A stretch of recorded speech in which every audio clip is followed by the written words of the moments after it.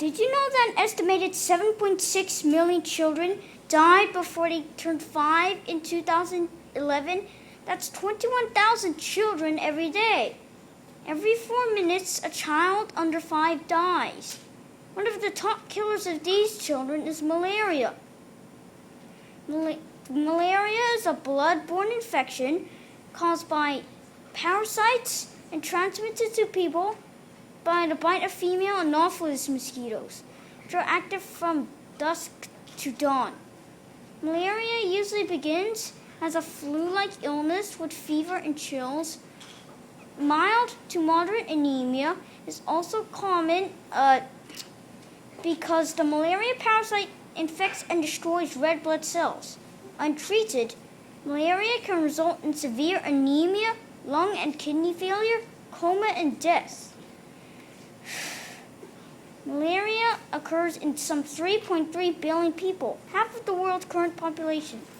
It is mostly present in semi-tropical and tropical poor areas of Africa, South and Central America, and Asia.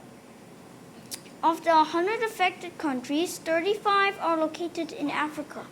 The World Health Organization, or WHO, estimates that in 2010, there were 219 million cases of malaria, resulting in 660,000 deaths, equivalent to roughly 2,000 deaths every day. Using a different set of predictive models to estimate mortality, 2012 study determined the number of documented and undocumented deaths in 2010 to be 1.24 million. That's twice as many as previously thought. Young children, pregnant women, and individuals with a weakened immune system are at particular risk of developing serious illness if they become infected with malaria. In Africa, where 80% of malaria cases are treated at home, this disease kills one child in 20 before the age of 5.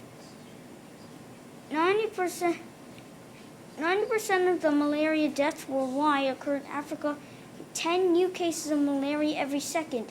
Every 60 seconds, a child dies from a malaria infection, according to WHO. Pregnant women if pregnant women are infected with malaria, it increases the risk of miscarriage, stillbirth, and underweight babies, and with the associated risk of neonatal death. Here in the Asia-Pacific region, there were more than 13 million cases and 42,000 deaths of malaria in 2010. In 2012, researchers found that in the Greater Mekong sub-region, a deadly form of malaria has developed resistance to the most advanced anti-malarial drug, artemisinin.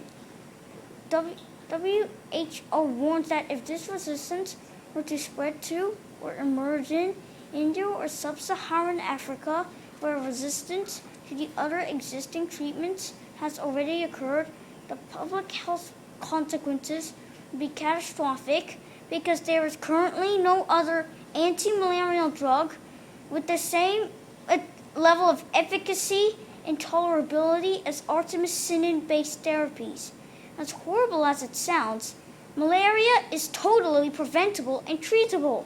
Infections can be prevented either by spraying insecticides indoors or by sleeping under long-lasting insecticide-treated bed nets. Additionally, anti-malarial drugs, if used early enough, can be used to treat malaria once malaria is contracted.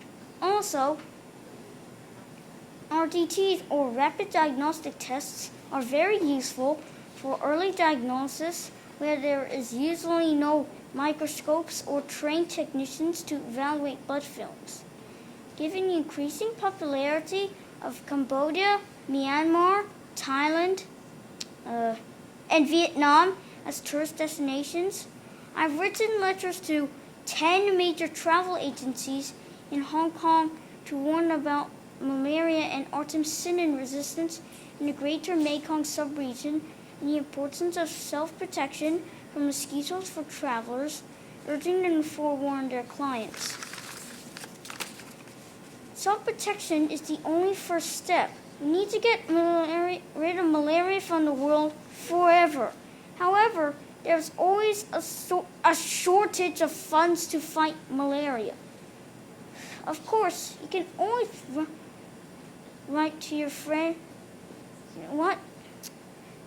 Here's how you could help. You can make a donation to one of the many non-profit organizations shown here. You can always get your parents involved. Their companies can help too. Visit Global Business Coalition website. You can also help raise awareness by writing to your local elected officials and encouraging them to commit more financial resources to fighting malaria. Of course, you can always write to your friends and tell them what you have learned about malaria today and get them to help too. There's lots of things we young people can do. I chose to donate the money I raised to World Vision, a global organization dedicated to overcome poverty and injustice, not only because I can ask them to use the money to send insecticide-treated bed nets to malaria endemic areas, but also because they have a local office in Hong Kong, so I can give them the money in person. You can help today. Each bed net just costs a few US$, yet most of the families in the poverty cannot afford it. I have a donation box set up by my poster board outside. Please make a donation before you leave. Any amount or currency will do. We can make a difference. Let's save some lives together. Thank you very much. Most importantly, please donate before you leave. Thank you.